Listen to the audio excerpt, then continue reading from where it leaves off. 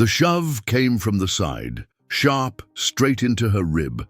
Leah stumbled a step backward and nearly dropped the bag of bread.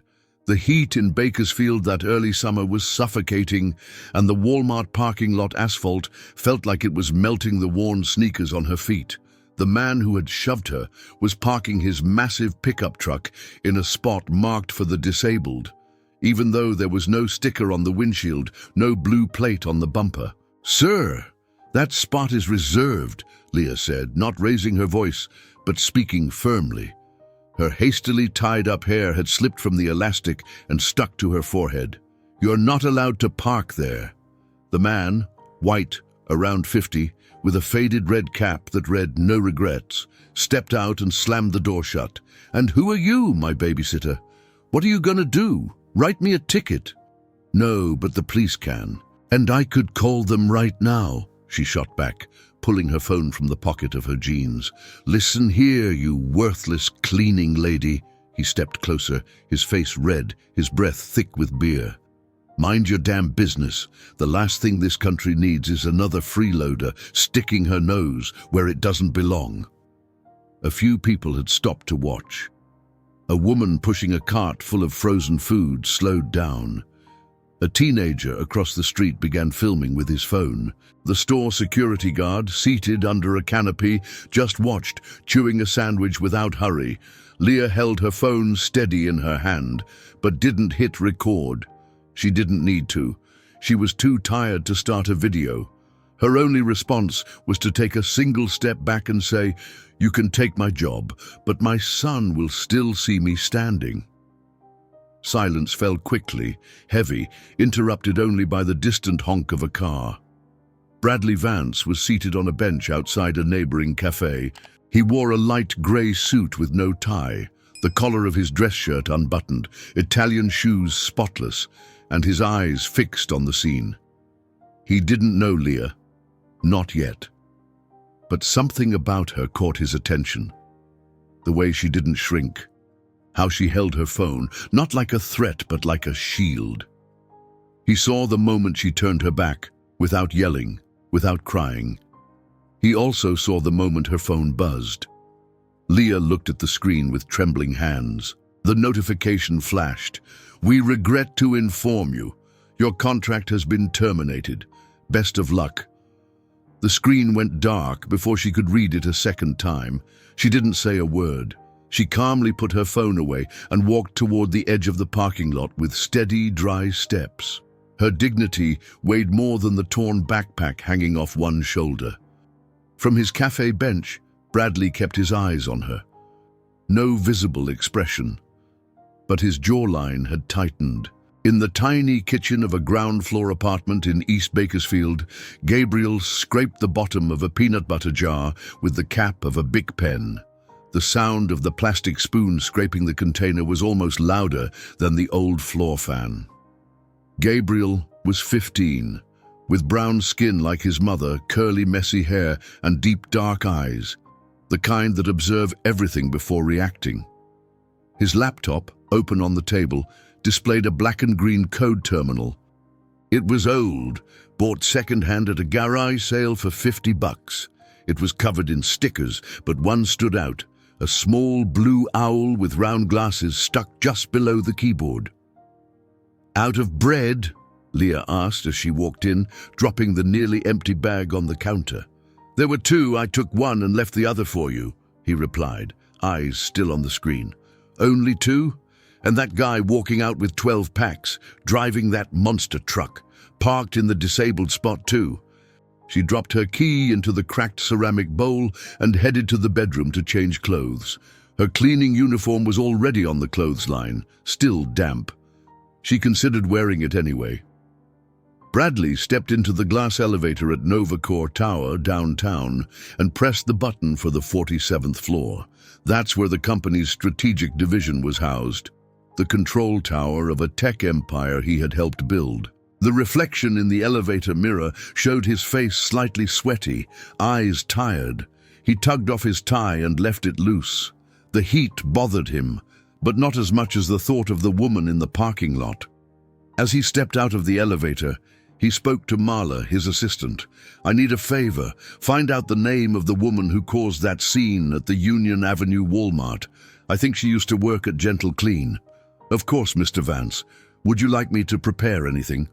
"No, just let me know when you find out." Leah was tucking Gabriel into bed. His room was tiny, with peeling walls and a fan that made more noise than wind. She sat at the foot of the bed and gently held his foot. "I lost the morning job." "It was that guy, wasn't it?" She didn't answer, just gave a weak smile. "Tomorrow I'll get another. Maybe even a better one." Gabriel pulled out a sheet of paper and showed her. "I finished the recognition system. Now it learns on its own based on vocal emotions. I called it Emo Track. Does it work? Try it, say something. I'm tired but happy to be here with you." On the laptop, a small graph moved and a colored bar rose. A robotic voice read, "Emotion detected. Happiness with signs of exhaustion. Confidence 81%. Leah let out a soft laugh. "You're going to blow people away someday, son." "That's what Dad used to say, right? The mind's the only place they can't evict us from." She nodded and stared for a few seconds at the blue owl sticker on his laptop. Matteo had used the same symbol back when he was in school. At 10 a.m. the next day, Leah's phone buzzed. It was an unknown number. "Hello? Good afternoon. I'm calling from JR Facilities. You've been referred for an immediate night shift opportunity, technical cleaning. Address, 2101 Novacore Drive. Entry through the side dock. Start time, 10 p.m. today. Pay $16.50 per hour." "But who referred me?" "Your name is in the system. Do you accept or decline?" Leah hesitated for 2 seconds. "I accept." That night she arrived early. She wore old but clean sneakers, the JR Facilities uniform still a bit damp, hair tied back with more care than usual. Gabriel insisted on fixing her collar before she left. "You're gonna crush it, Mom. Go to bed early, okay?"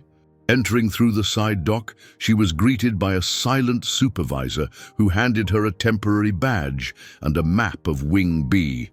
Executive restrooms, conference rooms, and the testing lab on the 38th floor. In the elevator, she took in the shine of everything, a world that felt like another planet.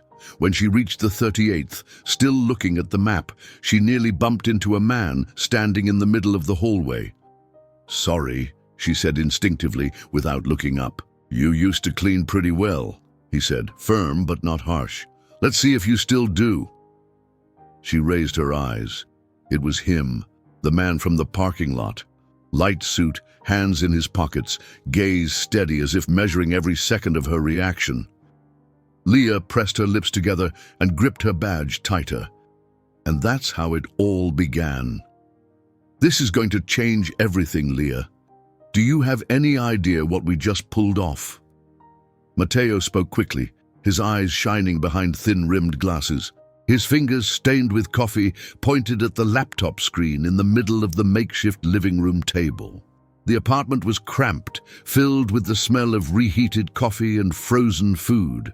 A fan oscillated in the corner, blowing warm air in every direction. Leah, 24 years old, 6 months pregnant, wearing a shirt that no longer buttoned properly, looked at him with her chin resting in her hands. "Not we, Matt," she said, smiling tiredly. "You. Don't say that. You're part of this. Since the first line of code, since that day, you showed me how to organize a database by color. Remember? The blue owl?" She laughed. "That was just a sticker you accidentally slapped on the wrong folder. But you saw a pattern no one else did, just like now. The difference is, now they'll see it too." Matteo was Brazilian, a programmer since his teens, graduated from the University of Arizona on a scholarship and a whole lot of hustle. He'd been hired by Novacore 3 years earlier, after impressing the company with an adaptive AI algorithm designed for educational settings. On paper, he was a junior. In practice, he was several steps ahead of almost everyone else. That week, he'd pitched an internal proposal to create a predictive AI system, not based on user actions, but on emotional states detected through micro-variations in vocal tone. He called it Project Synapse. On Friday, Bradley Vance, then 30 years old and newly promoted to strategic executive, attended Matteo's presentation with a cup of coffee in hand and his head full of numbers. "This is innovative, no doubt," Bradley said at the end of the meeting, arms crossed. "But it's also unstable. No clinical testing, no long-term emotional data set. It's a raw idea." Matteo nodded, not offended. "That's why I'm asking for more time. I need access to the main server and a team of at least 2 analysts." Bradley looked at Julian Cross, seated beside him. Julian wore the most expensive suit in the room and always had a neutral expression. He'd been with the company since the beginning. He was the one who gave the final word. "The company is focusing on Athena, the educational AI system. It has more social appeal and better investor return potential. But thank you, Matteo. Keep that innovative spirit." Matteo left the room with a racing heart, but not defeated. He still believed he could turn things around. The following week, Synapse was officially shelved, and 2 months later, Athena received an update called the Synapse Engine. It was the same core, under a new name with a new signature, and no mention of Matteo. On the morning he realized it, Matteo sat at the kitchen table, eyes swollen from sleep. Leah was cutting fruit for an afternoon snack. They used it," he said flatly. "What do you mean?" He turned the laptop toward her, showing the technical documentation for Athena's latest update. "This is my code. This is my voice analysis model. I wrote this, word for word. Even the typo I left in by accident, they just erased my name." Leah stayed silent for a few seconds. "That's theft. It's normal. In big companies. You're just a number. And if you're not political, you get pushed to the margins." That afternoon, Matteo sent an email to Novacore's legal department. He got no response. He sent another to Bradley, also ignored. The next morning, when he arrived at work, he was met by 2 security guards and an HR manager holding an envelope. "Matteo Barros, would you come with me, please?" He was escorted into a small room where he heard the most absurd words of his career. Inappropriate behavior, instability, concerns about your commitment to team integrity. He sat in silence for 10 minutes, reading the termination letter. On the other side of the mirrored glass, Bradley watched, eyes locked, jaw clenched, fist in his pants pocket. He hadn't written the letter, but he had signed it. Leah found out the same day. Matteo came home without his backpack, eyes distant. She hugged him, felt his chest tremble with a stifled sob. "They wiped me out. They wiped me out, Leah." She wanted to say they'd sue, they'd go public, they'd take it to the press. But they were 2 months away from Gabriel's birth. They had no savings, no health insurance, no lawyer. All they had was an idea, now under a new name, with a new owner. The months that followed were the hardest. Matteo tried smaller jobs. At one point, he worked as an IT tech at a local school, but his spark, his enthusiasm, had turned to dust. One night, while Gabriel slept wrapped in a blanket on the couch, Matteo sat on the bench outside the building for almost an hour. When Leah found him, his head was resting on his knee, shoulders trembling gently. "I tried, Leah. I swear I tried." "I know you did, but we're still here, together." 2 days later, he left with the car for a job interview in Fresno and never came back. He was found at the bottom of a ravine, no skid marks, no signs of another vehicle. The official report blamed mechanical failure. Leah never believed it. She buried her husband with help from a local church. There was no tribute from Novacore. No former co-workers showed up. In the months that followed, Leah tried contacting the company. She wrote to HR, to the press office, to the ethics committee. She even sent a letter directly to Bradley, hand-delivered it, waiting 3 hours in the lobby before being escorted out by security. Nothing. That same year, she had to drop out of college. Gabriel, still little, had a respiratory crisis. She couldn't rely on anyone anymore, not on the unstable schedule of student life, not on promises. She began working double shifts, cleaned offices, cafeterias, classrooms. She stored Mateo's papers in a box in the closet, along with the old blue owl sticker. Gabriel never knew the full story. Leah chose to protect him. She only ever said his father was a genius who died too soon. But that night, after cleaning Novacor's glass-walled office for the first time, Leah paused for a few seconds in front of the closed door to the executive wing. Inside, Bradley Vance was on the phone with someone from the board. She couldn't hear the words. She just watched the man. The same firm gaze, the same clenched jaw, the same posture of someone who always looks like he knows exactly where he stands. Leah said nothing. She simply adjusted her badge in her chest pocket and kept walking. But inside, everything throbbed. Because now she knew that man was the one signing off on other people's fates. And maybe one day he'd need to hear the whole story. The microwave door snapped shut as Gabriel slammed it with force.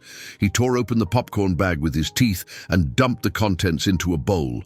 He was irritated, not with his mom, not with school, but with the entire world. Every new attempt to reach out to local tech companies ended the same way. Silence. No replies, no follow-ups, no invitations.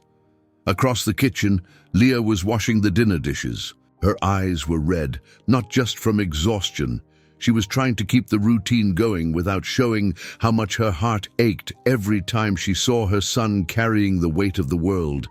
Gabriel was still just a kid, too smart, too observant, but still a kid. "You could let me go to that university event tomorrow," he said without turning around. "Alone. At night?" Leah dried her hands on a towel and leaned on the sink. "You're 15, Gabby. They won't even let you in without a guardian." "It's not a party, Mom. It's a tech startup showcase, open to the public. I just need 3 hours there." She didn't respond immediately.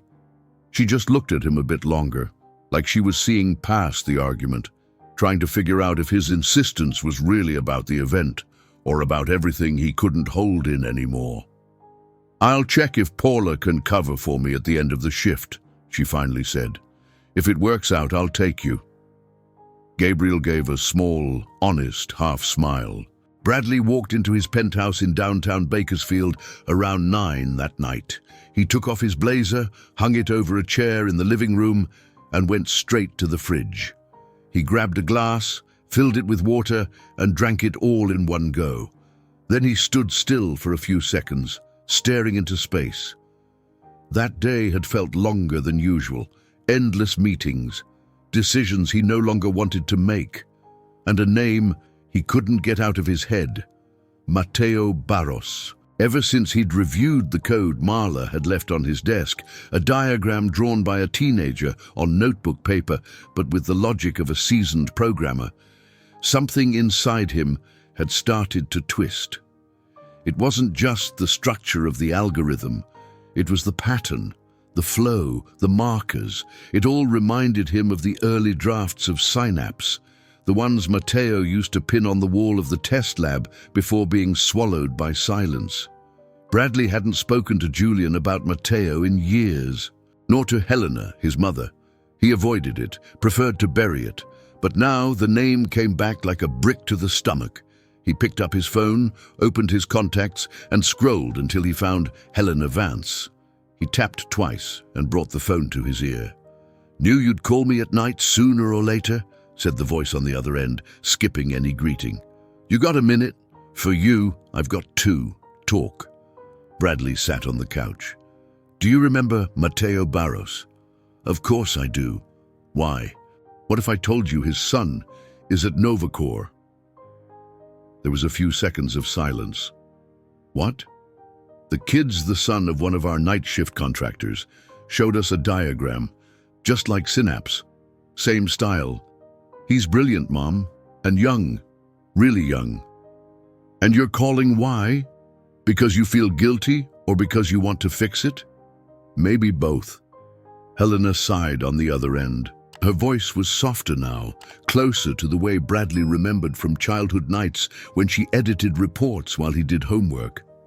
Matteo admired you more than you deserved, and you did what every man at the top does, looked forward and pretended nothing behind you mattered. Bradley clenched the phone tighter. I didn't know everything at the time. You knew enough. So what now? What are you going to do with this boy? I don't know yet. The community college auditorium was packed. Gabriel walked between the booths, backpack slung over one shoulder, eyes sharp. The stands were colorful, modern, full of screens, blinking lights and revolutionary promises. But he wasn't looking for flash. He was looking for substance. He stopped in front of a panel on artificial intelligence applied to mental health. He read, absorbed, asked questions. One of the presenters, impressed, asked what year of college he was in. Actually, I'm a freshman in high school, he replied, unable to hide a grin.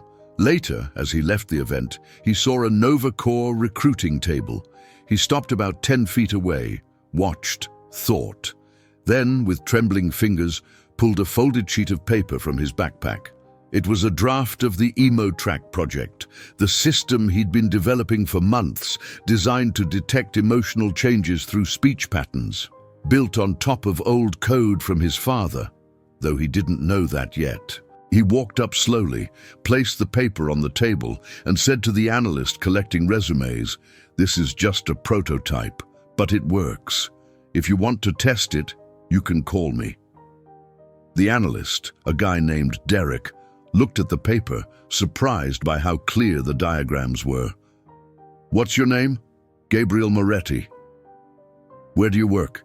"I don't work yet, but my mom, she cleans your building." Derek blinked slowly, unsure what to say. "Got it. We'll take a good look at this, Gabriel. Thanks for bringing it." 2 days later, Marla entered Bradley's office with a curious expression. "We got this at the university event.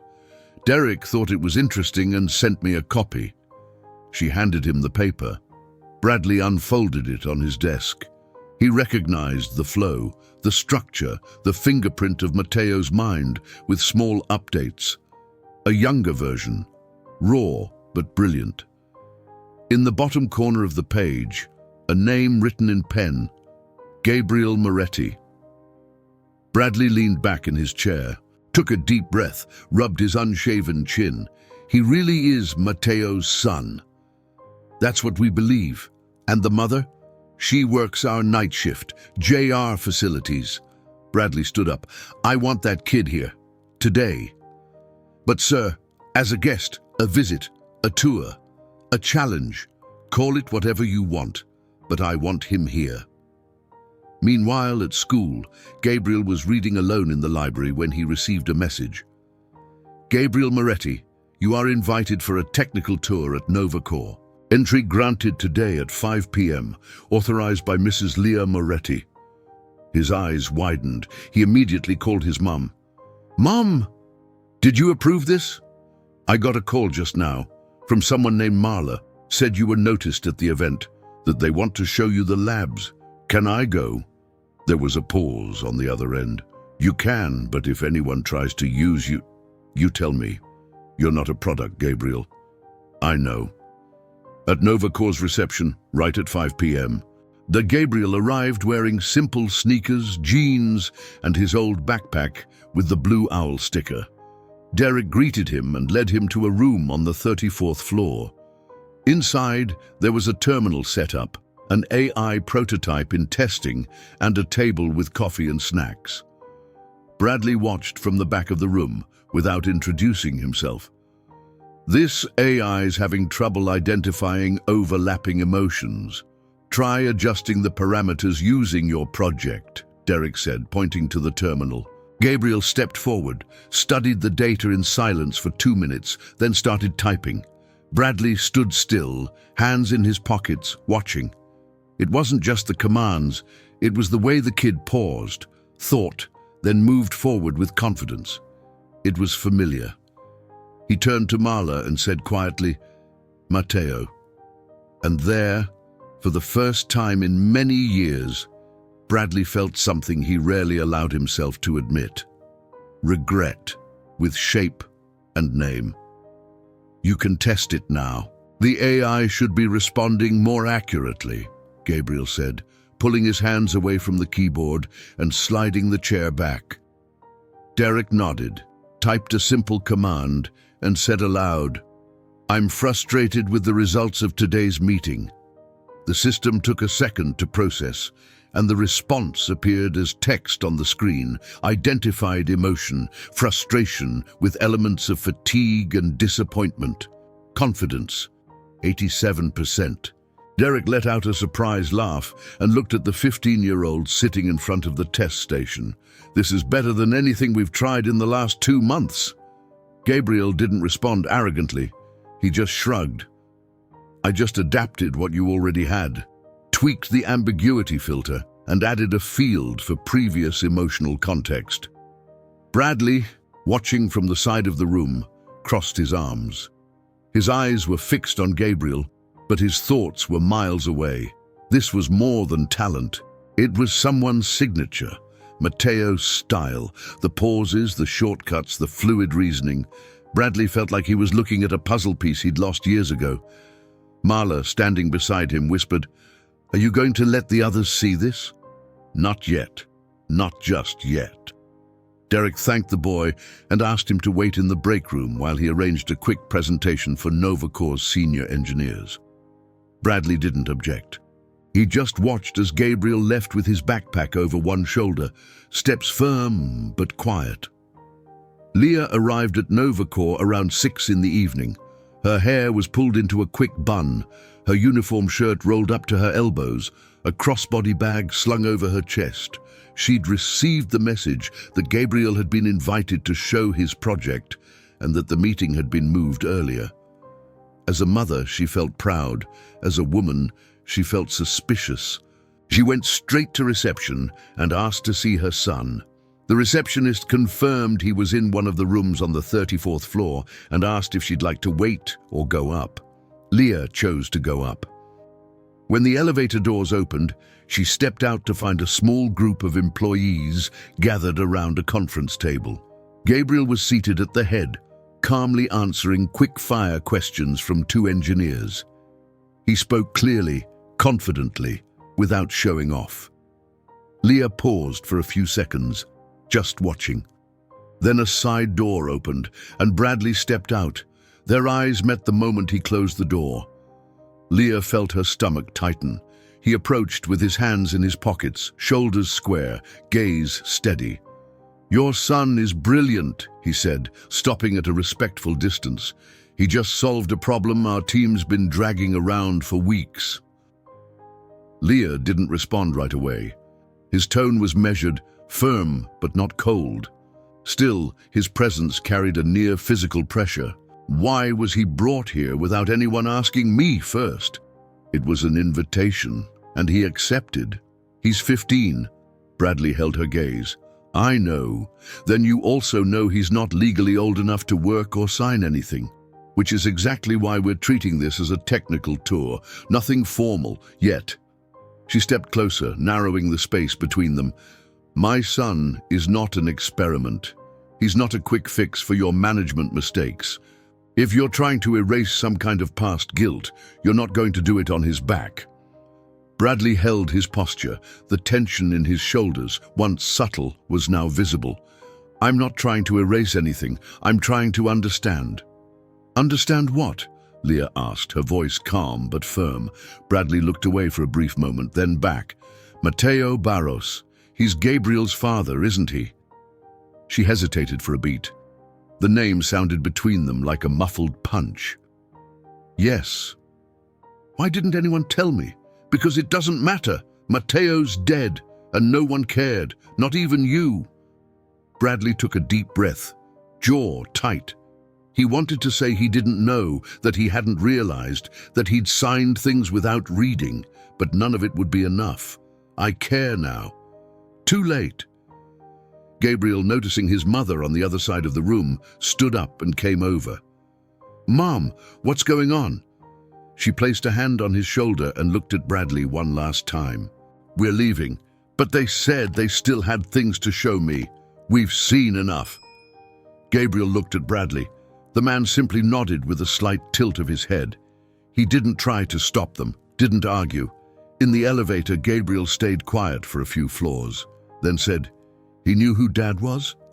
Found out today, and only now thinks it matters. And you? Are you going to let me go back?" Leah looked at her son's reflection in the elevator mirror. "Depends on what he wants from you, and what you want from yourself." Back in the office, Bradley sat down in front of the screen. The system was still running the last tests Gabriel had programmed.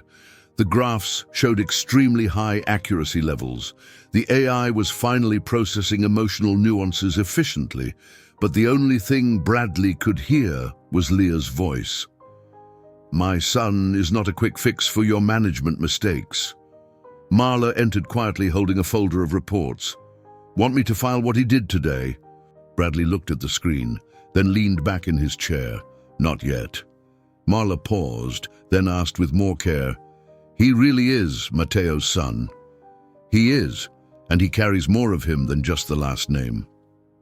Bradley turned his chair away from the desk and looked out the glass window. The sun was already setting behind Bakersfield's buildings.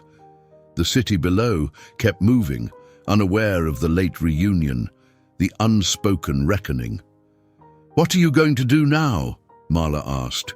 He didn't answer right away, just looked at his own reflection in the glass, and for the first time in years, he felt like he didn't have a ready answer. The glass door of the conference room gave a soft crack as Bradley pushed it open harder than necessary. The room was empty, except for Julian, who was typing on his laptop with his usual elegant detachment. He wore a perfectly tailored dark blue suit, a flawless burgundy tie, and the expression of someone who'd already won the argument before it even started. "You already knew?" Bradley fired off, wasting no time. Julian looked up, raising an eyebrow with disinterest. "Knew what exactly?" "That the boy is Mateo's son, that the code is based on Synapse, that you patented everything under the company's name." Julian calmly rested his elbows on the table and laced his fingers. "I found out recently. And yes, I registered the code. NovaCore invested time and infrastructure into developing that AI. And now it works, thanks to the kid's contribution, but it's our property." Bradley moved closer to the table, placing his hands on the dark wood, eyes locked on Julian's. "He's 15. He built that with a junk computer. You used his name to validate a project you yourself rejected years ago, and now you want to erase the origin again? The origin is irrelevant. What matters is the delivery. And let's be honest, Bradley, you're far too emotional to handle this." The tension in Bradley's jaw was obvious. He inhaled slowly, trying not to lose control. "Mateo died believing we could change the world with ethics. Mateo died driving too fast, remember?" The words hung in the air like a blade. Bradley straightened slowly. "You never could stand that he was better than you. I didn't need to compete with him. I was already on top. And now you're afraid his son is going to take your place." Julian stood, calmly removing his jacket and hanging it on the back of the chair. "The boy has potential, but that's all it is, potential. And you, Bradley, you're chasing ghosts. This company needs someone with vision, not guilt." Bradley took a step back. He didn't answer. He just left the room, the door slamming shut with controlled force. Across town, Gabriel was sitting on his bed with his laptop on his lap. The terminal displayed the last lines of code he had adjusted at NovaCore. The system was running, testing emotional patterns. Beside him, an old notebook with handwritten notes. On the first page, scrawled in large, uneven letters, "Synapse, Base Protocol, M. Barros." Leah walked into the room carrying a mug of tea. "Here, and turn off that computer, for God's sake. It's almost 2 in the morning. Just one more test, Mom. I found a flaw that only shows up when the AI tries to identify emotional ambivalence. She sat on the edge of the bed, watching the screen. What? When someone feels two things at the same time, like sadness and relief, anger and love. She sighed. Oh, like when you look at Bradley.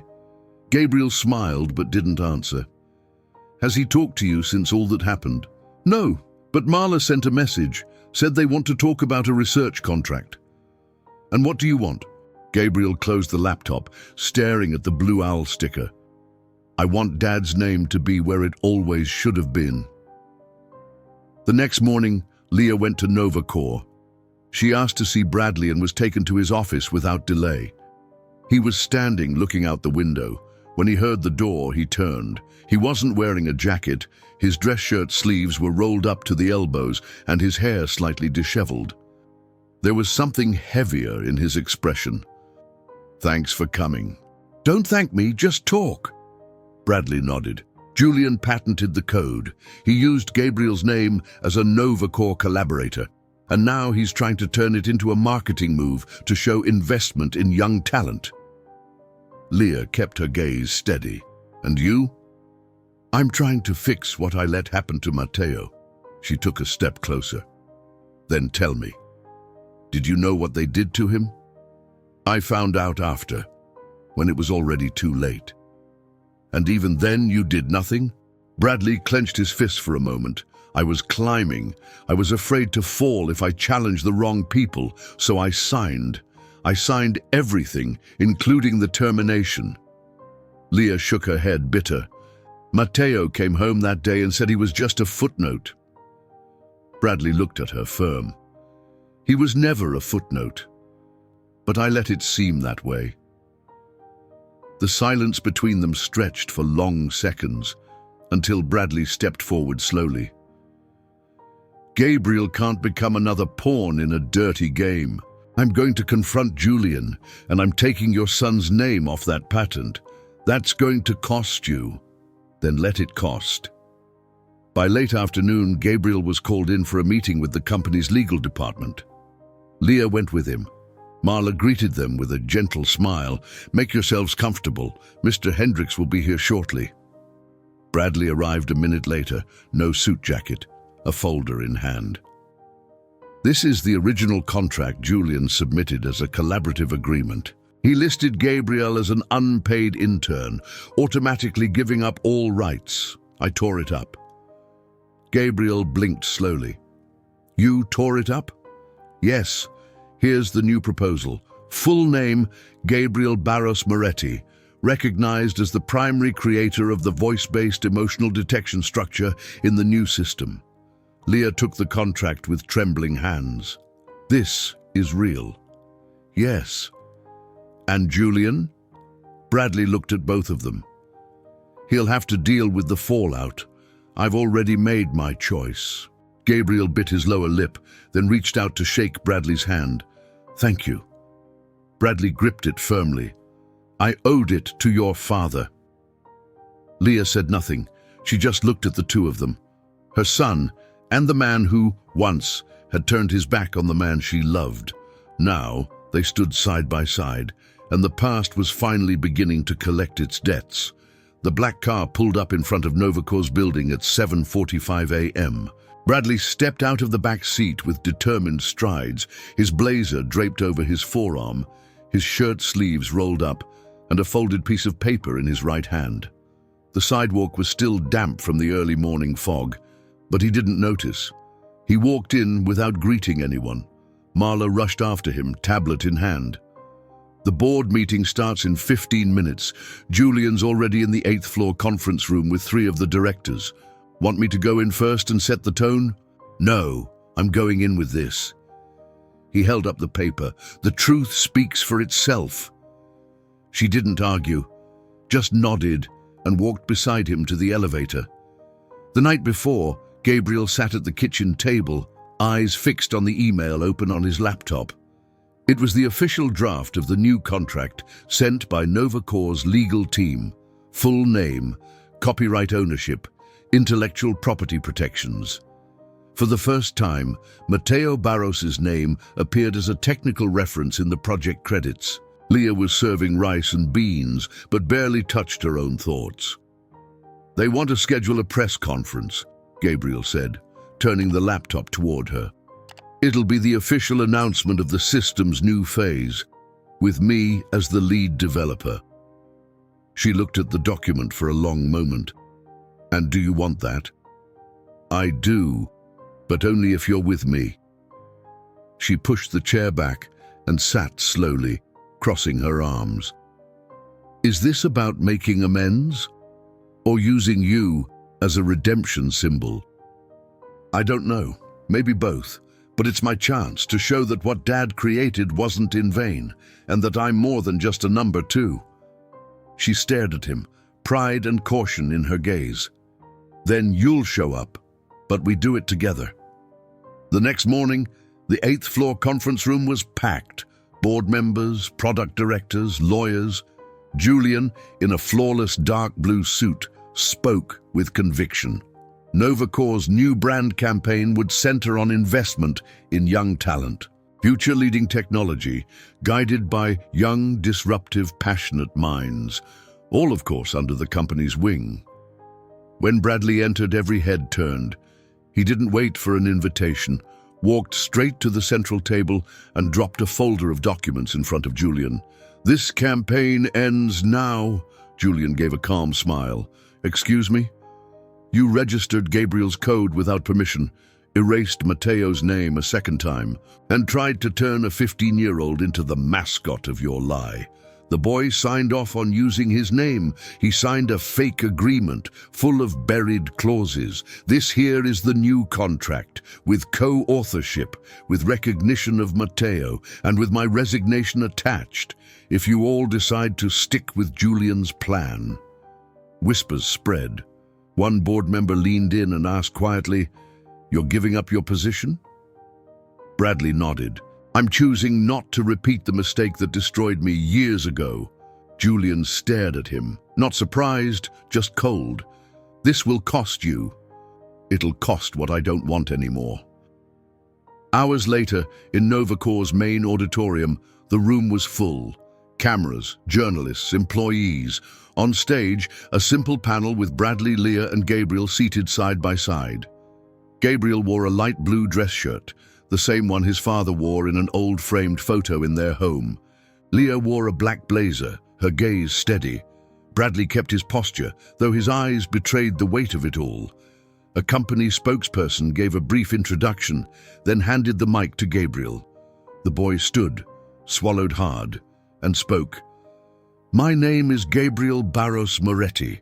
I'm 15. I created the emotional detection system based on a project by my father, Mateo Barros. He died without recognition for his work. This is my way of continuing what he started." The room fell into complete silence. "My mom taught me that dignity is something no one can steal, not with power, not with contracts. And today, I'm only standing here because she kept me standing." Leah looked at her son, eyes filled with tears. Bradley's fingers tightened on his knees. Gabriel looked out at the crowd. "I agreed to be part of this project because I want technology to serve real people. People who don't have big last names. People like my dad, like my mom." Bradley stood, took the mic. His voice was firm. "From today forward, Gabriel is officially listed as co-author of Novacore's most advanced technology, and his father's name, Mateo Barros, will be recognized in every document and historical archive within this company." Applause started slowly, then grew, until the entire room was filled with it. Outside the building, Leah walked alongside Gabriel, who was smiling and answering reporters' questions. Bradley followed a few steps behind. Someone asked if he'd returned to his position. He answered with a faint smile and a quiet, "Not yet." Leah approached him, while Gabriel was swarmed by a group of students wanting photos. "You gave up the job?" "No, I handed it over." "Why?" "Because my name on a wall isn't worth more than his name in the archives." She was silent for a moment. And what now? I don't know yet. Maybe start doing what I should have done long ago, honoring those who came before me. She took a deep breath, then said, I haven't forgiven you. I don't expect you to. I just want to show I've changed. Words aren't enough. That's why I made sure to act. They looked at each other for a few seconds. Leah turned her gaze to her son. He's going further than we ever dreamed. And he'll remember who brought him into this world, Bradley added. She nodded, and even without a smile there was a silent understanding between them. A bridge, still fragile but built on something real. The office door slammed shut behind Bradley. On the other side, raised voices were still arguing, but he didn't listen. He walked with purpose down the Novacor hallway toward the elevator, holding a large manila envelope containing his official resignation. What had once been a symbol of achievement now felt like an anchor in his chest. Outside, the Boston sky was blanketed with heavy clouds. The city looked grayer than usual that Friday. He chose the external stairs instead of the elevator, as if physical effort might lighten the weight inside him.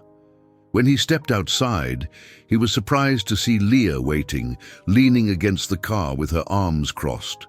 She wore a simple hoodie, her hair pulled up in a loose bun, her expression serious. I heard, she said bluntly, you really left. Bradley nodded, clutching the envelope to his chest. There was no way I could stay, not after everything. You know Gabriel already forgave you, right? But you haven't. Leah didn't reply. She simply looked at him in silence for a few seconds before opening the car door and getting in. Get in, let's go home. Your home? The one Gabriel calls home. Mine too now. Dinner that night was quiet. Gabriel seemed tired, but there was a subtle smile on his face. He finished his plate quickly, thanked them, and went upstairs with his laptop under his arm. Leah and Bradley stayed at the table. He's going to stay up late again, she said, collecting plates. He's focused, riding the high of all the change. And you? Bradley looked up at her. I feel strange, free, and lost at the same time. Then you'll need to find a new purpose. I already have. He pulled something from the inside pocket of his jacket and placed it on the table, an old ID badge with the name Mateo Barros and a faded Novacor logo. It was stored in a vault the legal team found, with physical files from the company's first office. Mateo never got access to it. Leah picked it up gently, running her fingers over the cracked plastic. This was his? It was. I'm giving it to Gabriel, when the time is right.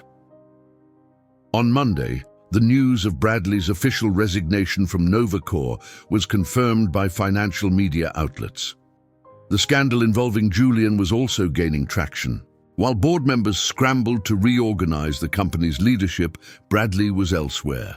At the Suffolk District Court, he personally handed the judge documents formalizing the return of all shares he had indirectly inherited through the manipulation of the Synapse case. Mr. Bradley Stone, said the judge, flipping through the papers, are you certain you want to forfeit 19% of Novacor with no compensation? I am. Those shares were built on injustice. I want them returned to the company's technical fund, where they should have been from the beginning. This is highly unusual. It's necessary. The judge signed with a slight nod. Justice thanks you for your integrity. As he stepped outside the courthouse, Bradley took a deep breath. The cold wind hit him head-on, but he didn't flinch. He called Leah. It's done. I'm clean. Where are you? Outside the courthouse. Then come over. Gabriel wants to show you something. The garage was a mess. Papers, old motherboards, sensor prototypes, cracked screens. In the middle of it all stood Gabriel, wearing rubber gloves, safety goggles, and a spark of excitement in his eyes. Check this out, he said, pointing to a screen filled with voice graphs. The AI can now detect sarcasm. It was the last emotional layer we needed. Amazing, Bradley said, trying not to sound overly proud, even as the feeling swelled in his chest. And look, Gabriel picked up the old ID badge that had once belonged to his father. Now he'll be with me during tests, always. Bradley smiled. I'm glad you see him in you. Do you think he'd be proud of me? I have no doubt. That same week, Gabriel was contacted by one of the top universities in the country, MIT. There was a spot in their Young Inventors program, and they wanted to meet the boy who revolutionized emotional AI at age 15. At the dinner table, Gabriel handed Leah the letter. Mom, I got in. She read it with trembling hands. The paper felt like it might float away. Oh my God, Gabriel. Bradley raised his glass of water. To the new Barrows at MIT. Gabriel laughed, then looked at his mom. But I'm only going if you come with me. The dorms have space for 2. Leah froze for a moment, then shook her head with a nervous chuckle. Me? In a dorm? In Boston? We already live in Boston, Gabriel said, but this is different. Bradley watched them silently, then said, he needs you close, but you also need space to dream, Leah. Maybe this is the start of a new life. She looked at both of them, at the son who was already more of a man than she had imagined, at the man who, though imperfect, had given up everything for redemption. All right, she said finally, let's see what it's like to live in a college dorm. Gabriel beamed, and for the first time in a long while, laughter filled the room. On moving day, Bradley showed up with a toolbox and an envelope. Thought I could help with the move, and this is for you. Leah opened the envelope. Inside was the deed to a small apartment, registered in her and Gabriel's names. This is a home. No strings, no contracts, just a home. She held the envelope tightly, moved. I still don't know if I can love you again. I'm not asking for that. I just want to be nearby, the right way. She looked at him for a few seconds, then without saying a word, stepped forward and hugged him. A short hug, honest, heavy with meaning. Let's finish loading these boxes, Mr. Stone. Yes, Mum. And they both laughed. Bradley had finally left behind the man he once was. And there, he began a new chapter, not as a CEO, not as a savior, but as a man who had lost, learned, and now chose to love in the hardest way of all, with humility. The click of the backpack buckle echoed through the silent room.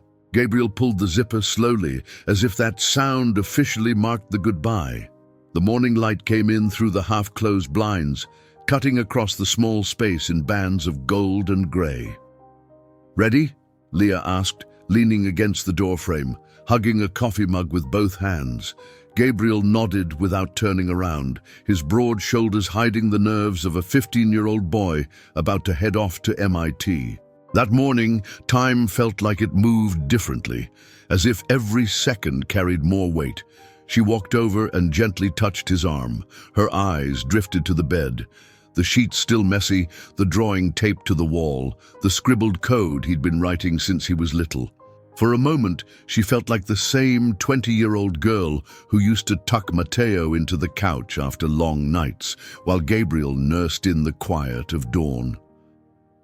We'll ride to the airport together, she said, trying to smile. Bradley's downstairs in the car. Gabriel turned, adjusting his glasses. His eyes were wet, but steady. He's really coming? All the way? Leah took a deep breath and answered with a gesture. She placed the old blue pen with the owl sticker into his hand. He looked at it, surprised. You've had this the whole time. We've had it, she corrected, and now it's yours. It was your dad's. And Bradley, he didn't promise, but he stayed. In the building's parking lot, the black SUV waited with the engine running. Bradley, in a suit with no tie, leaned against the side of the car, spinning the keys in his fingers, staring at the horizon. When he saw Leah and Gabriel coming down the ramp, he adjusted his blazer. His posture was as composed as always, but his eyes said something else. Emotion, contained but present. The drive to the airport was quiet for a long stretch. None of them wanted to fill the space between them with words. It was the end of one chapter, the start of another, and everything they had gone through to arrive at that moment. Bradley broke the silence as they passed the Exit 45 sign, the same one that led to Novacor's old headquarters. "Julian called me yesterday," he said, watching the road. "Offered me my old position back. Said he's willing to make a deal. I pretended I was driving and hung up on him." Leah smiled slightly at the corner of her mouth. "And you're really done?" "Completely." He glanced at Gabriel in the rearview mirror. "I've never been more in than I am with this. With you two." Gabriel adjusted the backpack on his lap. The blue pen was clipped to the front pocket. "I'm not going to make you proud because you want me to," he said, steady and clear. "I'll do it because that's what my mum would do." Bradley looked at him with quiet respect, not trying to reply. He simply nodded. At the departure terminal, the pace of people made everything move faster than seemed fair. The loudspeaker called for passengers, but the three of them stood outside of time. Gabriel checked in his bag, took his boarding pass, and turned to face them. Leah hugged him tightly, more than he expected. She whispered into his ear, "No one erases us anymore. Go. Live." Gabriel hugged her back and whispered, "I programmed an alarm to remind you to smile, okay? Every day." At 8 p.m., she laughed, eyes misty. Bradley was the last to approach. He wasn't sure what to do. He offered a handshake, but Gabriel surprised him with a quick, strong hug. "You messed up, but you stayed. That matters." When the boy disappeared through security, Leah and Bradley walked over to the large glass window. Outside, the plane was taxiing. She crossed her arms and murmured, "He grew up." Bradley looked at her. "And you let him grow. That's rare. And beautiful." She glanced sideways at him with a slight smile. "And you? Gonna grow too?" He took a deep breath. Then, without a word, pulled a small white envelope from his pocket and handed it to her. "What's this?" "A contract. But not for work, not for exclusivity. Just dinner every Tuesday until you get tired of it." She opened the envelope. Inside was a simple handwritten note. "Dinner. Tuesday pizza or tacos. Laughter required. Kiss optional." She laughed. "You're giving me an emotional contract. Signed by me, empathy tested." She looked at him and kissed him. There, in that glass hall with the reflection of a plane taking off in the background, Leah and Bradley kissed. No epic music, no audience, just two survivors who had learned how to live again. Hours later, high above the clouds, Gabriel sat by the airplane window. He spun the blue pen between his fingers. The sunlight reflected off the owl sticker. He opened his laptop, typed a single line of code, and smiled. "She taught me how to stand. He taught me how to fall and get back up. The rest, I'll program myself." Hear what it meant to you. Remember to hit the like and subscribe buttons. This is really important for the channel. Really important. And if you're ready for another story of love and hope, click the first card or the second one to watch the full playlist. See you there.